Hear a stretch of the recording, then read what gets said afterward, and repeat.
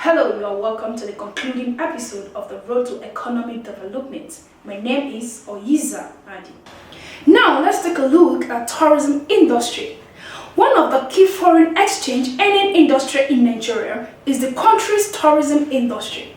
The country's diverse landscape and wildlife make it a prime tourist destination in West Africa. The southern parts of the country consist of sandy beaches and tropical jungles. The forests of the Yankari National Park are homes to herds of elephants, which are in a rare spectacle in a country where elephants are critically endangered. However, the tourist attraction can also be found in the country's major cities. As an example, Lagos has a large modern park known as Millennium Park, which is an important tourist attraction in the city. Now, let's highlight the petroleum industry.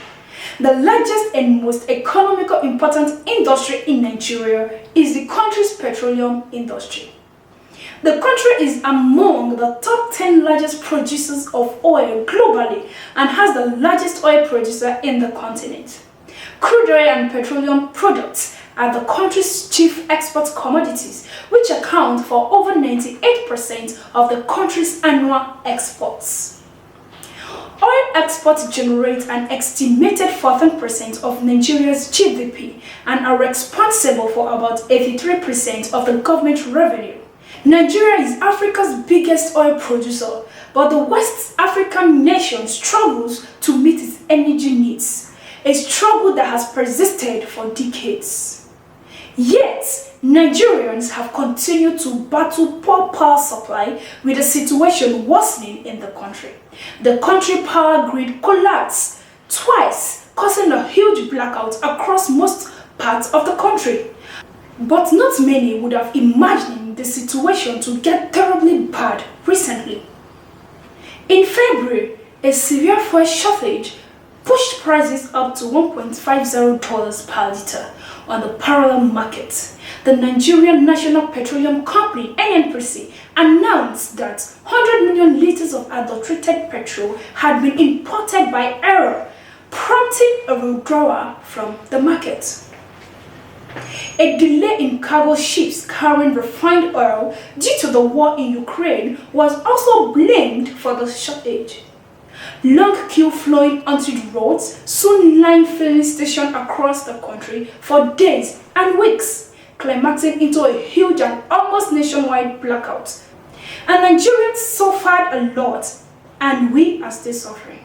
It is now nearly a decade since Nigeria privatized its power sector.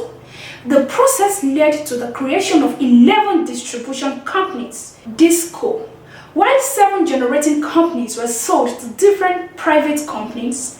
But nothing significant has changed in the experience of consumers and the year in, year out. Both the government and the DISCO blame each other for the failure and woes. Do you know Nigeria has 4 refineries, 2 in Port Harcourt, 1 in Kaduna, and the other in Warri? The refineries have a combined installed capacity of 445,000 BPD. A comprehensive network of pipeline and depots strategically located throughout Nigeria links these refineries. Despite being Africa's largest producer of crude oil, Nigeria imports almost all of its fuel, and that is because none of its 4 refineries is operational, presenting a big paradox. According to our current economic development situation, let's take a look at the current problems in Nigeria. 1. Poor policies and lack of government willpower has crippled the agricultural industry in Nigeria, and the majority of the population rely on food imports. 2. Lack of interaction between the government and society, corruption, poor human development, crime and terrorism, unemployment, education, and university system. 3. High inflation rates have resulted in soaring food commodity prices, partly attributed to the long-term effects of the COVID-19 pandemic and associated economic downturn. 3. The destruction of oil and gas facilities had caused huge huge economic losses from pipelines to plant shutdown, as well as losses of biodiversity, habitat, and ecological damage. 4. Degradation of soil quality, which drastically reduce soil fertility, thereby affecting crop yield and food security. 4.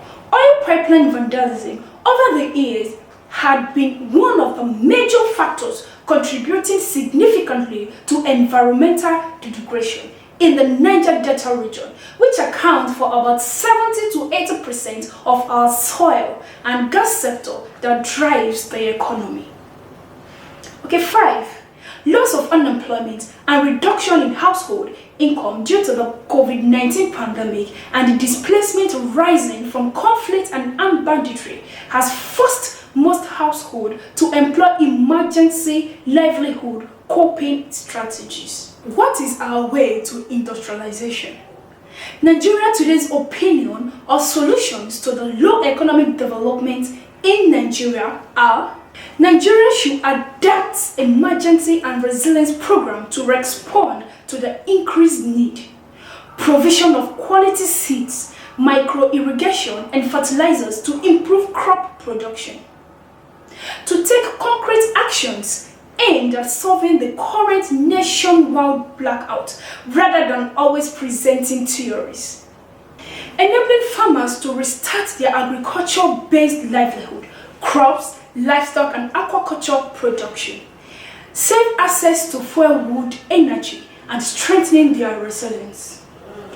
The government should ensure that the measures are put in place to assist in the reduction of the negative effects and enhancement of the positive effects on the ecology, health, and social well-being of communities in the project areas. Reopening of borders will increase access to inputs, easing pressure on domestic prices and inflation. Government and other stakeholders take immediate action to mitigate these effects and continuously monitoring their drivers, because millions of people are currently experiencing difficulties in accessing their basic food and non-food needs due to disrupted livelihood, resulting into reduced household income sources. Nigeria should support the government and partners to provide nutrition services to prevent malnutrition among women and children, provide treatment to those in need of nutrition services, and strengthen the capacity of families and communities to be more resilient to malnutrition and its underlying causes. Government needs to invest in preventing malnutrition in children by improving the diets of women and young children, ensuring supplementation, including vitamin A and iron folic acid, and expanding nutrition counseling service to caregivers.